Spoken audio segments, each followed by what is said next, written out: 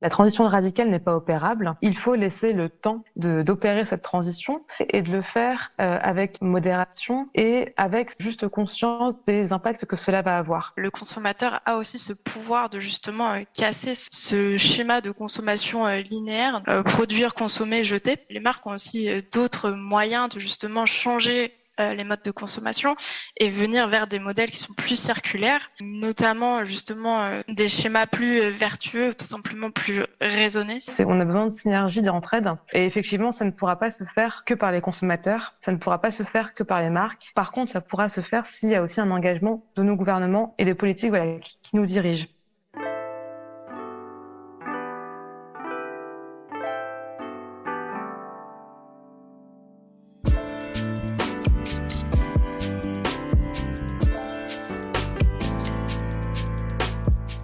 Bienvenue sur Qu'est-ce que la mode, le podcast qui vous invite dans de multiples discussions autour de cette unique question, qu'est-ce que la mode ? Je m'appelle Elsie Pommier, je suis designer de l'individu. J'accompagne les professionnels à travailler l'habillement comme un support d'expression et de communication. Dans ce podcast, je vous partage mes discussions avec ceux qui façonnent la mode. À la découverte de savoir-faire, de façon d'être, d'histoire et de culture, on comprend vite que la mode est loin d'être banale. Alors, retrouvez un épisode chaque lundi sur toutes les plateformes d'écoute. Vous pouvez aussi vous abonner à la chaîne et soutenir la production sur patreon.com/qu'est-ce que la mode. Habillé, habilleur, bonne écoute.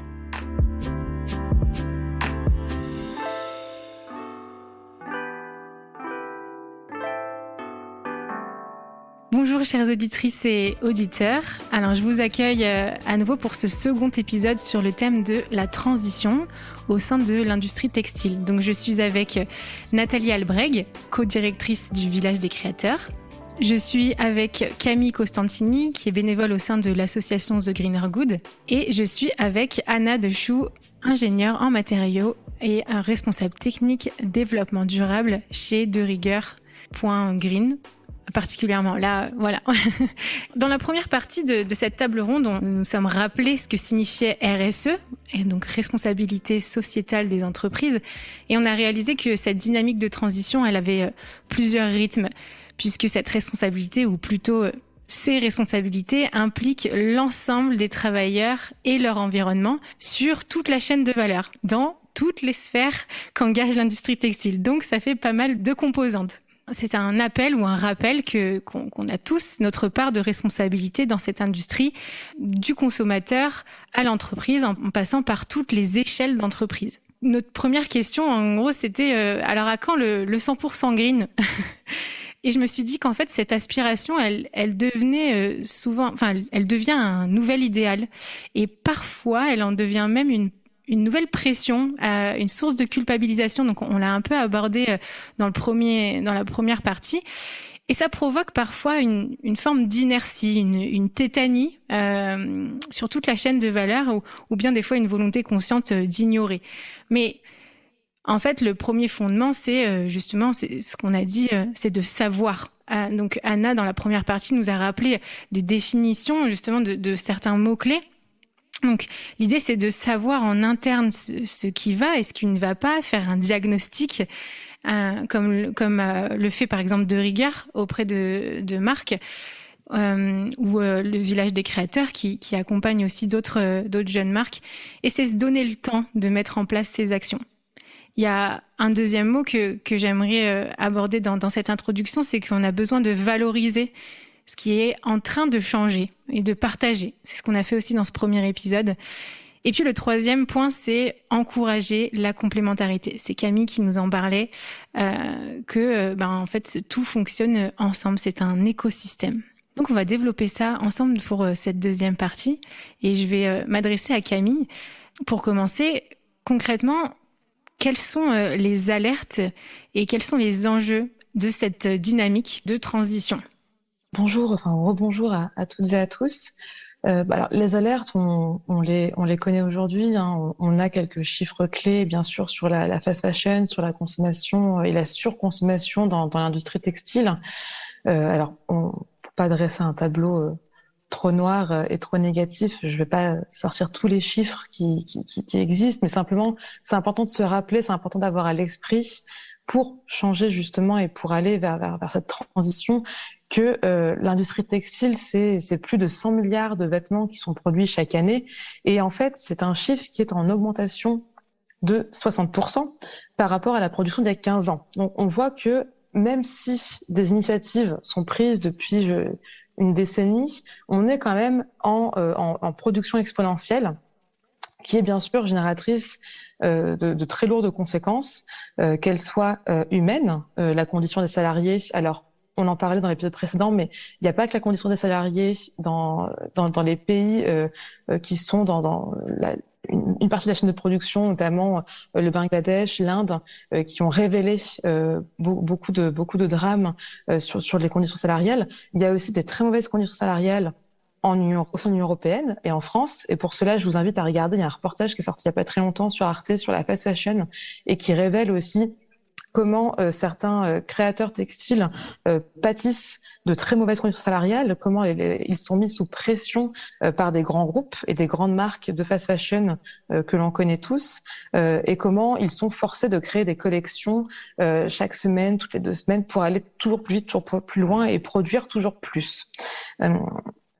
Et ensuite, bien sûr, il y a une conséquence alors sanitaire pour notre santé à nous. Il y a des matériaux qui sont utilisés qui sont très nocifs, que ce soit pour le consommateur ou pour le producteur en amont de la chaîne de production, et bien évidemment des conséquences environnementales sur l'émission de gaz à effet de serre qu'on peut émettre. La mode dans son ensemble, me semble-t-il, c'est 1,2 milliard de tonnes de gaz à effet de serre. Donc c'est un impact qui est plus important que les vols internationaux et le trafic maritime réunis. La mode, ça consomme de l'eau potable. La mode détruit les nappes phréatiques et bien sûr génère un lourd tribut environnemental qui aujourd'hui est impératif de repenser, puisque depuis les années 70, le GIEC nous sensibilise au fait qu'il y a une vraie problématique en fait sur les changements, et non pas le réchauffement, mais le changement climatique. Aujourd'hui, on a dépassé une barre d'une hausse en fait du degré qui va avoir de lourdes conséquences dans les décennies à venir. Et l'idée est de tenter de créer, de ne pas aller plus loin que cette augmentation du nombre de degrés vers laquelle on s'en va, puisque du coup, depuis l'après-Seconde Guerre mondiale, on est allé vers une production exponentielle, et qu'elle soit dans l'alimentaire, le textile, le maritime, l'aérien, etc. Les enjeux sont multiples, et ils commencent. Alors, il y a un travail. C'est pas binaire. Il n'y a pas une seule personne qui peut mettre la main à la pâte. On est tous concernés, on est tous impliqués, que ce soit des gouvernements, des marques et des consommateurs. Et je dirais que pour commencer, moi, étant dans une association de consommation responsable, ce que je trouve extrêmement intéressant à mettre en avant, c'est le fait qu'en tant que citoyen, en tant que citoyenne, en tant que consommateur, nous avons un pouvoir. Et il est important de se rappeler de ce pouvoir et de le récupérer et de l'utiliser à bon escient, et de se rappeler que c'est nous, consommateurs, qui avons la possibilité de changer les choses. Bien sûr, en ayant un soutien des marques, hein, puisque si les marques nous proposent une transition, nous allons aller vers cette transition, mais ça va dans l'autre sens. C'est-à-dire que si le consommateur boycotte, si le consommateur demande autre chose, si le consommateur a envie d'aller vers des thématiques plus respectueuses de l'humain et de l'environnement, et qu'il arrête de se fournir vers X ou Y producteurs de fast fashion, ici on parle de la mode, il va y avoir un changement. Et ce changement est déjà opéré, bien sûr, puisque ce changement s'est traduit par des effets néfastes tels que sont le greenwashing, on en a parlé plus tôt, mais ce changement se traduit aussi par des effets très vertueux, très bénéfiques, de marques qui ont commencé à repenser leur façon de production, et qui vont commencer à se mettre dans une nouvelle thématique de responsabilité sociale et environnementale. Et moi, il y a 2 mots que j'aime beaucoup là-dedans, c'est la transparence et la modération. la modération, je trouve ça très important de mettre ça en avant, c'est-à-dire que tout n'est pas noir ou blanc, et il n'y a pas de transition radicale qui est possible. On ne pourra pas aujourd'hui, et c'est malheureux, mais c'est comme ça. La transition radicale n'est pas opérable. Il faut laisser le temps, on en parlait, d'opérer cette transition. Et surtout, il faut se rappeler que la modération, c'est la juste consommation. On a besoin de vêtements, on a besoin de manger, on a besoin de voyager. Mais toute l'idée est de le faire avec modération et avec juste conscience des impacts que cela va avoir. Et dans le secteur textile, c'est pareil en fait. À un moment donné, ce qui est très intéressant, c'est tout à chacun, on a dans la capacité de réfléchir à tiens, quels sont mes besoins. Est-ce que donc je vais établir la liste de mes besoins. Ai-je vraiment besoin d'avoir toute cette panoplie vestimentaire pour aller bien, pour être heureux, pour être heureuse? Ou est-ce que si au contraire je me contente d'un minimum, j'en serais tout aussi ravie? Et pourquoi j'ai l'impression que si j'achète ça, si j'ai besoin de ça, je vais être beaucoup plus heureuse? Quel est mon rapport aussi à la société? Quel est le regard que j'attends de mettre en avant par rapport à la société? Est-ce qu'on attend de moi? Et en fait, toutes ces réflexions un petit peu philosophiques qu'on n'avait pas à l'époque, aujourd'hui de plus en plus présente, et Elsie, tu pourrais en parler puisque toi tu travailles justement aussi là-dedans dans le design de l'individu, et je trouve ça assez intéressant aujourd'hui d'avoir une sorte d'introspection de soi, et d'essayer de comprendre pourquoi on consomme, comment on consomme et avec quelle finalité. Et ça, pour moi, c'est un enjeu qui est impératif, c'est de revoir son mode de consommation dans cette réflexion en fait, un peu de son rapport et de ce que l'on est en tant qu'être humain dans l'espace social qu'on nous propose. Ouais. Eh ben, je te suis. Du coup, je prends la main par rapport à ce que tu disais, Camille. C'est vrai. En fait, pour ma part, dans mon service justement que je propose d'accompagner le professionnel dans son image personnelle. La plupart ne viennent pas en fait pour dans cette démarche de transition, en fait, de changer de garde-robe, de vestiaire et tout ça. Ils viennent dans un objectif professionnel pour justement encourager l'interaction, encourager la communication interpersonnelle en utilisant aussi le vêtement. Notre image personnelle, elle communique des choses, elle participe à notre discours, et donc c'est ce que je fais. Donc ça, c'est la porte d'entrée principale de mes clients, mais dans mon approche, et c'est vrai que j'en parle pas, c'est pas un sujet de communication auprès enfin pas de marketing pour ma part, mais c'est tellement normal pour moi. En fait, j'amène à les questionner en disant, déjà ils me parlent en fait de leur profession, du discours de leur entreprise et tout ça, et donc comme toute entreprise, il y a des valeurs. Comme toute entreprise, elle a un produit, un service qui soutient des valeurs, une démarche. Et puis, eux aussi, personnellement, ils ont aussi des valeurs personnelles qu'ils soutiennent. Et par cet accompagnement en un à un, je les relève. Et puis, tout simplement, naturellement, je leur dis, mais vous savez que vous pouvez en fait les porter sur vous. Alors, c'est sûr que ce sera pas un t-shirt à slogan, loin de là. Dans l'image professionnelle, selon leur contexte, ça va pas passer, le t-shirt avec floqué et tout ça. Mais en fait, c'est que cette conscience, ce qui les touche, ce qu'ils soutiennent, peut transparaître dans un choix vestimentaire et dans les marques en fait qu'ils portent sur eux, dans le produit. Et c'est vrai que ce sera pas écrit noir sur blanc, on va pas montrer l'étiquette, mais en fait ça va être je vais encourager une cohérence avec eux-mêmes en fait, avec leur choix personnel et les produits du coup qui vont prendre ou qui vont entretenir et cultiver. Et donc c'est sûr ça se voit pas, c'est pas un panneau de publicitaire, mais ça encourage justement la conversation avec eux-mêmes en fait. Et j'ai vu que la plupart de ces accompagnements aboutissent sur en fait je venais pour changer et faire évoluer ma garde-robe ou quoi, mais en fait déjà j'ai rien acheté, Donc ça me surprend. Il y en a plusieurs qui m'ont dit ça. Je dis bah oui, mais je suis pas là pour encourager l'acte d'achat. On n'est pas obligé obligatoirement de passer par cette case. Et puis je me questionne beaucoup plus maintenant, comme je sais aussi ce qui me va moins et pourquoi, et ce qui encourage l'interaction dans ma communication non verbale. Et c'est vrai que j'ai beaucoup moins de choix. C'est plus difficile, c'est plus long. Du coup, j'apprends à être patient. J'apprends à attendre aussi, de me dire, cette couleur qui est ultra tendance sur cette année, je sais que elle va pas correspondre, elle va pas soutenir mon discours si je la porte, parce qu'elle va accaparer l'attention, par exemple, si c'est un conférencier, voilà, et que c'est des couleurs très vives, très fortes, dans leur communication non verbale, l'audience va être accaparée par cette couleur et pas par le discours. Et donc, ces personnes sont coincées en quelque sorte par certaines tendances. Et du coup, ça provoque une patience. On parlait de temps dans le premier épisode. Et là aussi, du coup, j'encourage à dire, mais on a le temps, en fait. On n'est pas obligé de tout de suite acheter ou subir et de savoir ce qui nous va. Ça permet de cette patience. Voilà. J'aime bien. Moi, c'est mon mot-clé, on va dire, en quelque sorte. Non, mais tout à fait, ça rejoint, tu vois, on apprend, en fait, de plus en plus à se modérer.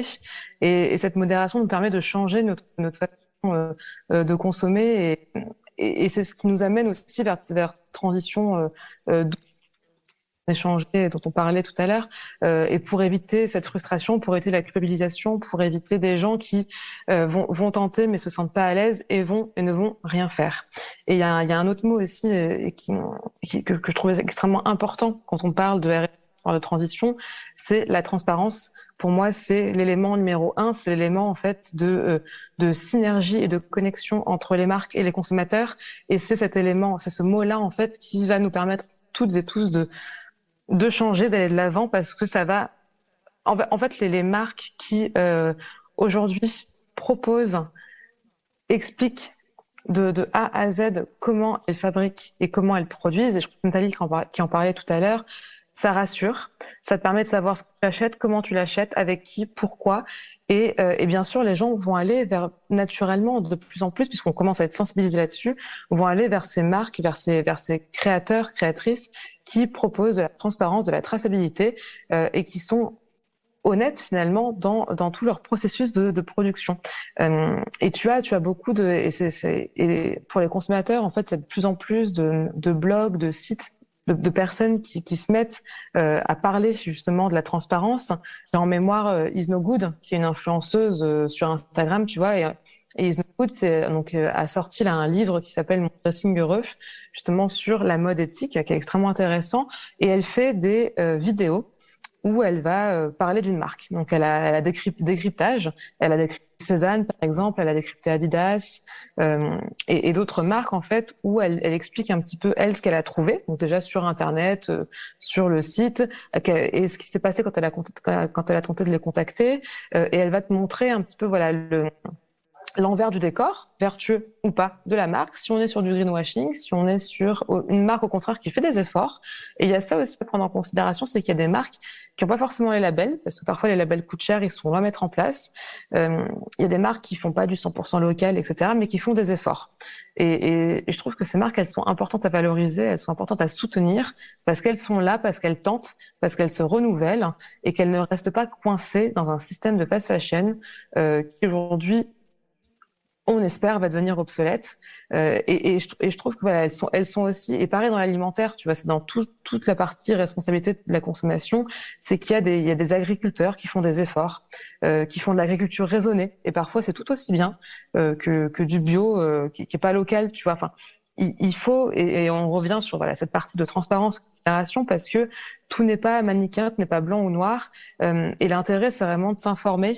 Et pareil pour la mode, t'as WeDressFair, donc c'est un site en fait qui recense environ 70 marques éthiques et qui sur leur blog font des décryptages, qui sur leur blog donnent des sources d'infos aux consommateurs, et ça c'est essentiel aujourd'hui pour avancer.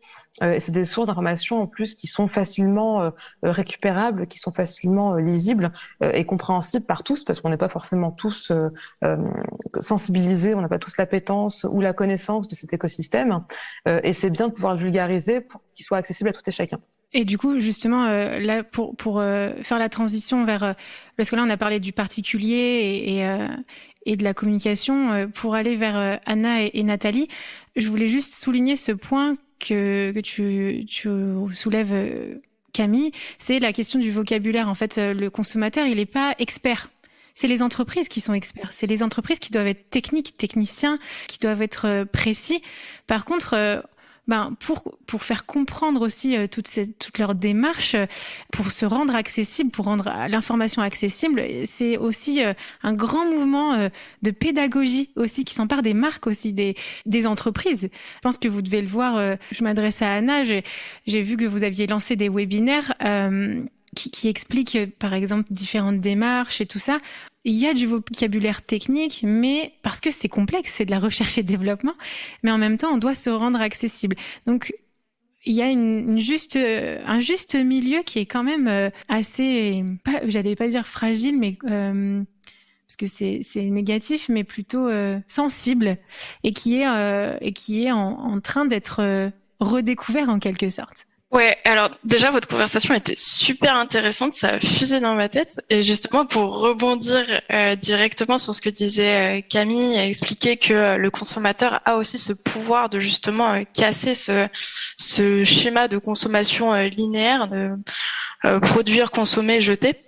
Donc c'est vrai que déjà dans cette chaîne, si le consommateur arrête de consommer, justement, les marques vont arrêter de produire, mais les marques ont aussi d'autres moyens de justement changer les modes de consommation et venir vers des modèles qui sont plus circulaires, notamment justement soit des schémas plus vertueux, ou tout simplement plus raisonnés. C'est vraiment du bon sens de réduire, de réutiliser, de recycler, et comme ça de passer donc du cycle de vie, de passer de la fin de vie à de nouveau à la matière première.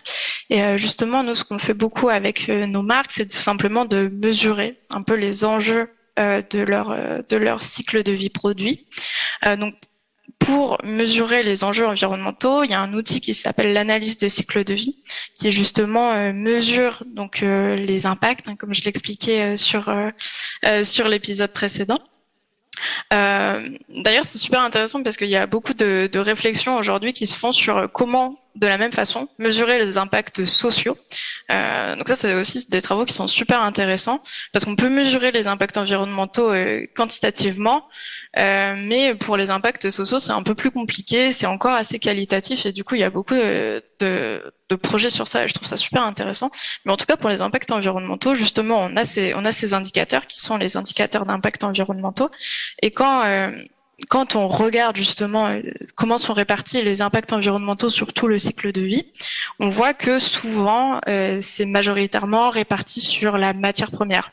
Donc après, voilà, c'est une généralité. Ça dépendra des marques, ça dépendra justement de leur supply chain. C'est sûr que si une marque fait venir ses produits, par exemple en avion, bah là l'impact du transport va éclater. Donc c'est à prendre avec des pincettes, mais ouais, c'est vrai que c'est souvent sur les matières premières que justement on a la majorité des impacts. Et ouais, tu me demandais pour justement la technicité derrière toutes ces matières. Et même Camille le disait, c'est pas manichéen, c'est pas binaire. Tout ce qui est dit plastique, c'est aujourd'hui c'est diabolisé, et tout ce qui est dit naturel, c'est loué. Mais comme je le disais sur l'épisode précédent, il n'y a pas d'impact nul. Il y a des impacts qui sont positifs ou négatifs, mais un produit naturel peut avoir des impacts négatifs. Je pense notamment au coton. Et encore une fois, ça dépend de quel indicateur on parle. Camille le disait très bien tout à l'heure, un des impacts prioritaires aujourd'hui, c'est le changement climatique, parce qu'on a cette pression de pas dépasser les plus 1,5 degrés, parce que sinon ça aura des conséquences désastreuses sur notre environnement, mais aussi sur notre organisation sociale. Parce que par exemple, il y aura, sans entrer dans le drama, mais forcément, il y aura par exemple des zones où il y aura des montées des eaux, il y aura des zones qui seront plus difficilement vivables, et du coup, on va avoir des mouvements de population. Mais voilà, on a cette vraie urgence de réduire nos émissions de carbone. Et ça passe du coup justement un peu par la matière. Donc c'est vrai que par exemple des matières plastiques synthétiques qui viennent de la pétrochimie vont avoir des gros impacts sur la partie changement climatique. Par contre, une matière comme par exemple le coton, elle va être catastrophique en termes de consommation en eau. Voilà, que ce soit bio ou pas, le coton a besoin d'énormément d'eau pour pousser. Donc, encore une fois, c'est une question de balance, d'équilibre. C'est une question d'outrance, c'est une question de raison, du coup. C'est sûr que si on produit avec raison, en laissant le temps à la nature de se régénérer, etc., les impacts ne seraient pas les mêmes. C'est vrai que c'est une question de surconsommation, de surproduction, et que la meilleure des gestions, c'est déjà réduire. Et du coup, voilà, nous, par exemple, ce qu'on fait vis-à-vis de nos marques, c'est diagnostiquer un peu déjà tous ces enjeux. Ensuite, du coup, comme je le disais, on a 3 niveaux d'implémentation. Déjà de la sensibilisation, ensuite de la formation, et enfin seulement de l'implémentation. Encore une fois, c'est une question de temps, c'est une question de patience. Toutes les marques ne sont pas au même niveau. Il faut prendre ce temps de sensibiliser, d'aller sensibiliser toutes les équipes, pas que les directeurs, mais aussi soit les designers, soit les acheteurs, pour justement les sensibiliser par exemple aux impacts des matières premières, mais aussi tous les employés. Parce que c'est aussi la responsabilité sociétale, c'est de justement faire passer le mot dans tout le bateau, et comme ça on ira plus loin ensemble. Donc voilà, prendre ce temps de sensibiliser tout le monde pour que ce soit des enjeux qui soient au cœur des actions de chacun. Donc oui, tu l'as dit, on a un diagnostic pour arriver à ça, ou des outils plus complexes justement, qui sont quantitatifs.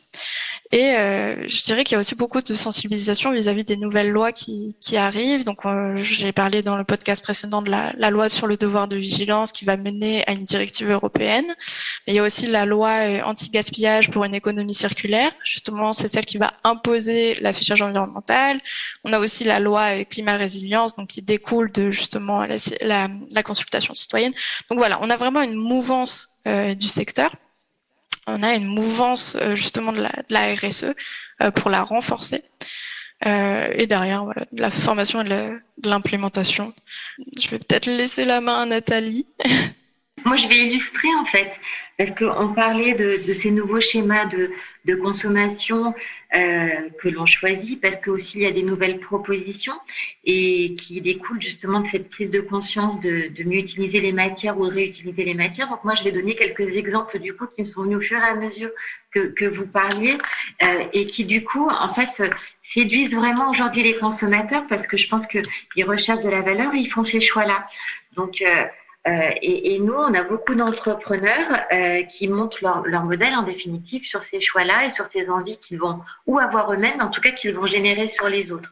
En termes d'exemples, alors tout secteur confondu, parce que pour le coup, au Village des Créateurs, vraiment, on a une offre très vaste, mais j'ai peut-être dû vous parler de Tisu dans la dernière fois sur le premier épisode, mais en fait, Tisu, c'est une marque qui va réutiliser des textiles, ça peut être les rideaux la maison de vos grands-parents ou une robe, enfin peu importe, un textile qui vous est cher, et de le stratifier pour en faire du mobilier. En fait, il va vous faire le dessus d'une table, d'une chaise, avec du bois qui vient en plus de la région de Bourgogne à côté. Enfin, toute la matière est locale, réutilisée, recyclable et recyclée, et en plus sentimentale.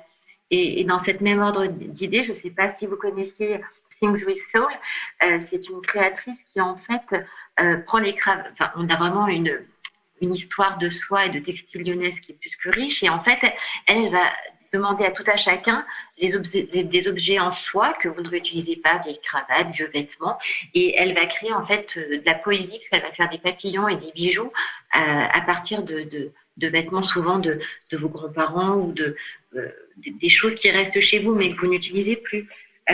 Je pense que cette mémoire et cette réutilisation et cette customisation est importante. On parlait du temps, parce que c'est vrai qu'aujourd'hui, prendre son temps, je pense que c'est compliqué, mais c'est aussi quelque chose qui est un luxe. Et je pense là à une marque qui s'appelle Make Me Stitch, qui propose du recyclage par la broderie. Donc il y a un double effet. C'est à la fois grâce à des broderies simples et adaptées à chacun, plus ou moins grandes, vous pouvez customiser vos vêtements, mais en plus prendre le temps de le faire. Donc en fait, il y a un double effet, c'est prendre le temps de faire un objet que vous allez porter, auquel vous allez donner du sens et que vous allez faire revivre. Donc en fait, on reprend tout. Le recyclage, le temps et la création. Et je trouve que c'est vrai qu'aujourd'hui, on a cette recherche de circularité. Jolie Lab est une marque qui a triplé son volume de consommateurs depuis 2 ans. Elle propose en fait du do-it-yourself. C'est faites vous-même vos vêtements. Elle va créer le patronage, le prototypage.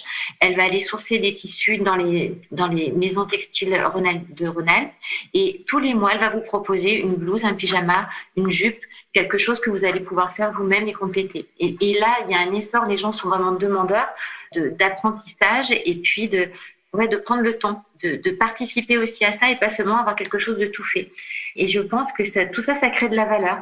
Et après, on a des marques confortables et raisonnées. Et c'est vrai qu'aujourd'hui, on ne s'adresse pas uniquement à une mode glamour, paillettes, belle, comme on l'aime, parce qu'on aime ce côté-là, mais aussi, on veut que ce soit une mode portable, accessible à tous et qui va mettre en valeur ou en confort tout à chacun. Et donc là, nous avons par exemple, je pense à Maline, qui a créé une marque de sous-vêtements et de maillots de bain. Pareil, à Bourg-en-Bresse et à Roanne, toujours dans notre écosystème territorial, mais qui s'adresse à toutes du 34 au 48 et qui veut avoir un message à la fois au niveau de la matière, de l'impression, qui est aussi végétale, mais de la couleur, de la colorisation, mais aussi de consommer autrement sur des choses plus simples, parce que c'est des choses plus simples aussi même au niveau stylistique, mais intemporelles, qui vont valoriser tout à chacun de la même façon. Je pense qu'effectivement, dans l'idée de mode aujourd'hui, il y a des choses très différentes. Et on parlait d'environnement, et c'est vrai qu'aujourd'hui, on va acheter de la mode pas seulement pour soi, mais pour sa maison et pour son environnement. Et on va y mettre du végétal. Et je le vois aussi parce qu'au niveau du village, on a des marques comme Ono qui font des terrariums, comme les Pimpantes qui vont travailler la fleur aussi séchée et immortalisée pour la conserver. Et on a un engouement aussi pour conserver le végétal et pas seulement en faire de l'éphémère. Et ça, je pense que c'est aussi quelque chose de marquant aujourd'hui. Le textile, toutes les matières en fait qu'on a autour de nous. Donc voilà, c'était pour rebondir un petit peu sur ce que vous avez dit toutes les deux. On a un nouveau schéma de consommation qui se dessine, une nouvelle proposition qui va dans le même sens. Et on veut être aussi acteur de la consommation. C'est-à-dire que non seulement on veut acheter peut-être quelque chose de tout fait, mais on veut aussi participer. Et je pense que cette notion de participation et de personnalisation est importante aussi pour l'entrepreneur qui fait une proposition de valeur et qui l'intègre de plus en plus. Merci Nathalie. En fait, donc tu soulignes cette notion d'apprentissage. Tu illustres ça par le faire soi-même, par exemple, pour le particulier. Et Anna, tu nous rappelais que l'apprentissage, il est aussi chez les marques. Apprendre à redécouvrir, à revoir aussi tout son environnement. C'est vraiment riche. Avant de conclure, je me demandais si vous aviez d'autres éléments que peut-être que vous aviez pensé, que vous vouliez partager. Suite à ce qu'a dit Nathalie, c'est vrai que je trouve que la RSE, donc on l'a dit tout à l'heure notamment Camille, c'est pas des concepts qui sont nouveaux. Le GIEC nous a alertés depuis très longtemps, mais la RSE a souvent été vue comme une contrainte et quelque chose qui a été fait à contre-cœur où on comprenait pas pourquoi on le faisait. Aujourd'hui, on parle beaucoup de la création de valeur que peut justement permettre la RSE ou la prise en compte justement de tous ces impacts environnementaux et sociaux. Et c'est vrai que la valorisation, la valeur est au cœur de justement tous ces nouveaux propos. Et du coup, moi j'aurais bien aimé rajouter une dernière définition technique justement sur la hiérarchie de gestion des déchets. Donc il y a justement éliminer le déchet. On peut le valoriser énergétiquement, par exemple en l'incinérant et en récupérant de l'énergie.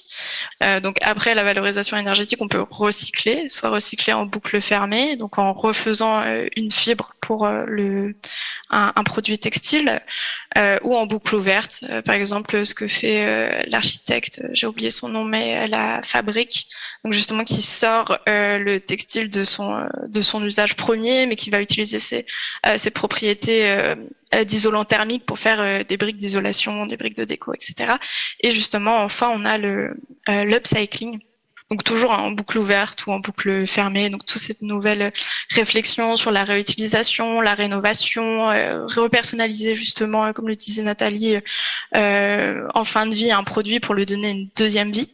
Et tout ça, au final, on se rend compte que justement si on fait de l'upcycling, on va récupérer plus de valeur que si simplement on jette notre tissu, enfin notre textile. Et de toute façon, sur tout le cycle de vie, une marque va avoir différents types de déchets, que ce soit de la chute de production, de l'invendu ou le déchet post-production, ça sera post-consommation, ça sera plutôt pour le consommateur.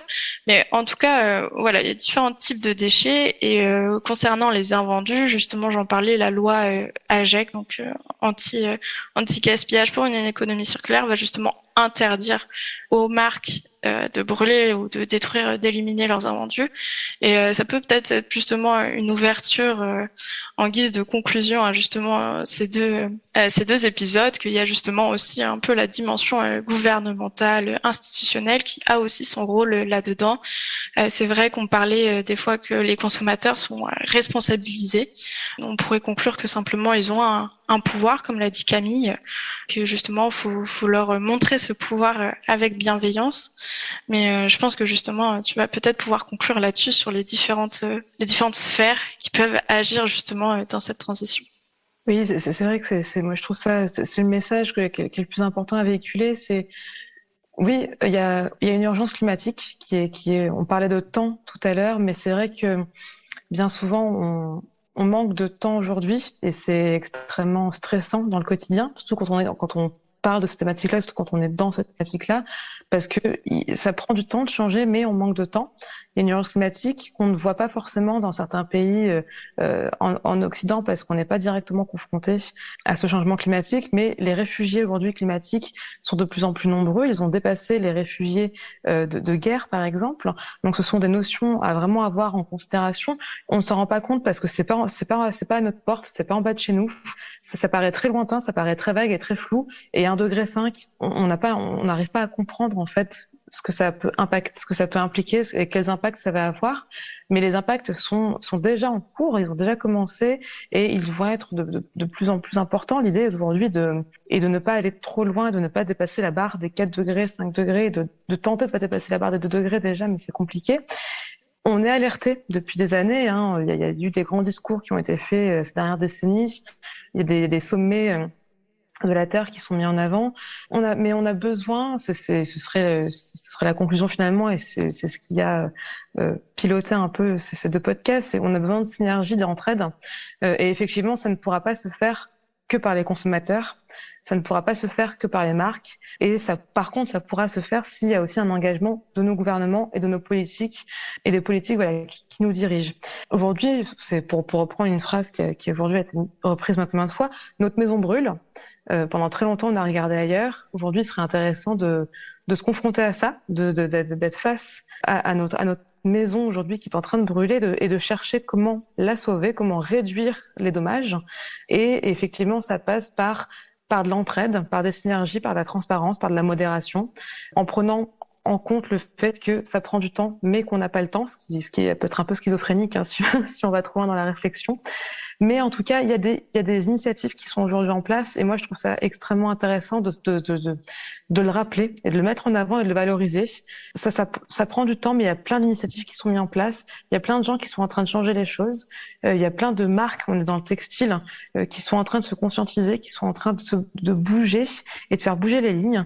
Et ça, ne pensons pas qu'il est trop tard, parce qu'il est jamais trop tard. Ne pensons pas que c'est vain. Ne pensons pas que c'est trop dur. Il faut juste se donner les moyens et se sentir accompagné et soutenu dans l'énergie qu'on veut y mettre aussi. C'est aussi ça le grand enjeu, c'est quelle énergie on veut y mettre.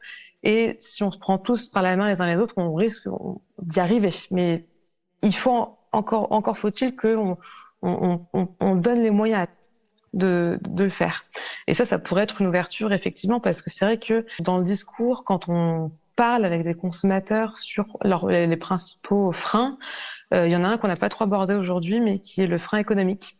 C'est vrai que la transition, ça coûte cher. Ça coûte un peu plus cher d'acheter un vêtement durable que d'acheter un vêtement qui coûte 5 € dans une grande marque de fast fashion, c'est certain.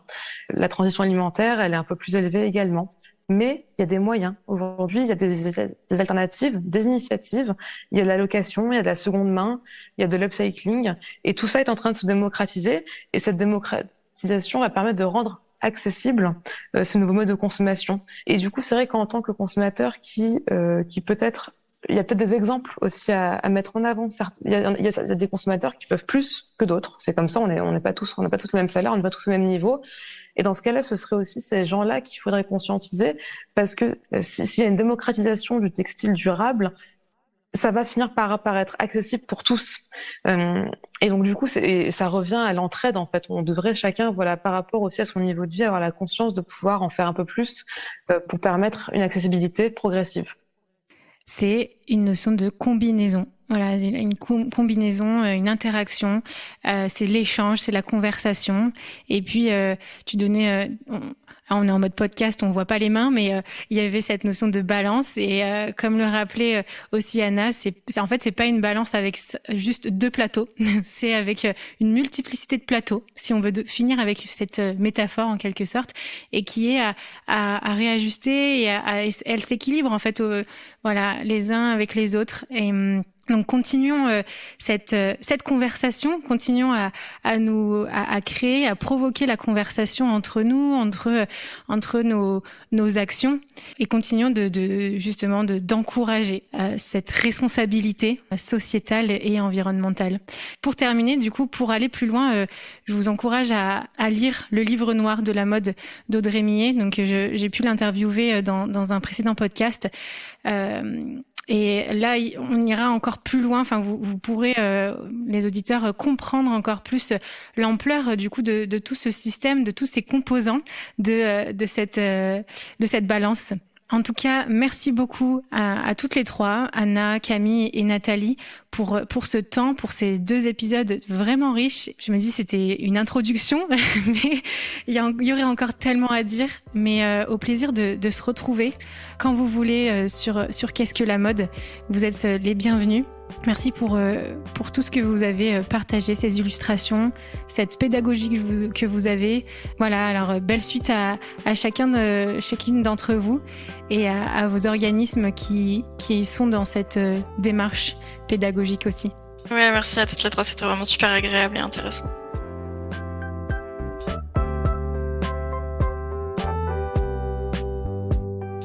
Si ce podcast vous plaît, parlez-en autour de vous et partagez votre avis signé de quelques étoiles sur Apple Podcast. Vous pouvez aussi soutenir Qu'est-ce que la mode sur patreon.com. Et oui, ça se fait pas tout seul, mais avec des contributions à partir de 2 €, vous faites perdurer ce podcast et gagner en qualité de production. Je vous remercie en tout cas pour votre écoute, votre soutien, toutes ces discussions sur LinkedIn et Instagram. Toutes ces rencontres sont vraiment édifiantes. Encore merci et habillez, habilleurs. À la semaine prochaine.